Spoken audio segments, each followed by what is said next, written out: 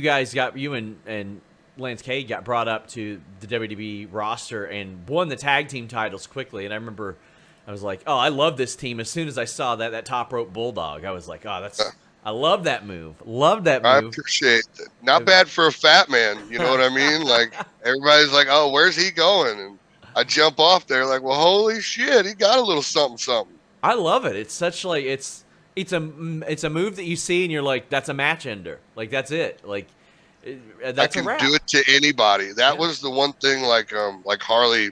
I keep bringing his name up, but he's like, you need to have a finisher that you can do to everybody.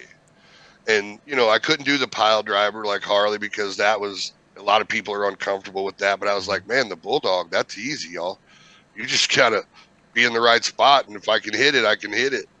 I loved it. I like, especially at that time with tag team wrestling. It would go up and down with WWE. You would never know how consistently somebody would be pushed, and it was such a fresh thing. And you guys got pushed immediately, Instantly. Yeah, like, instantly. Were you surprised by that?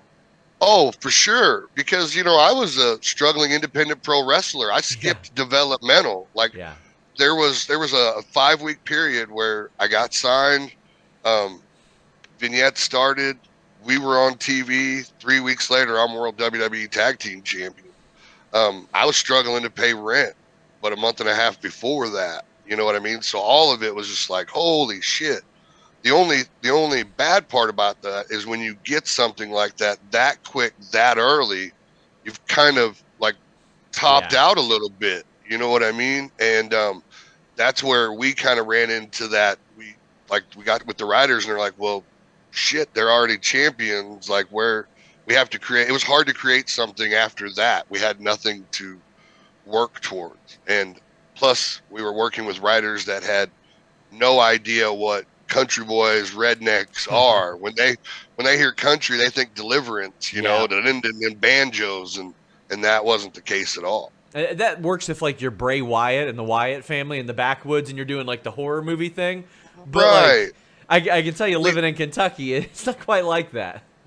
Right, and Lance and I's argument was there's always like I've seen a ton of guys that are just like Lance, like wear the cowboy hat and the boots, and like that's they wake up in the morning. That's who they are. And I've known 100 guys that were like me in the sense of, they're not jacked, they're not like big and like just the I guess quote unquote the pro wrestling look. But they're guys you don't mess with. They're guys that work hard all their lives, and usually when they're at the bar, everybody knows who. That's not the guy to mess.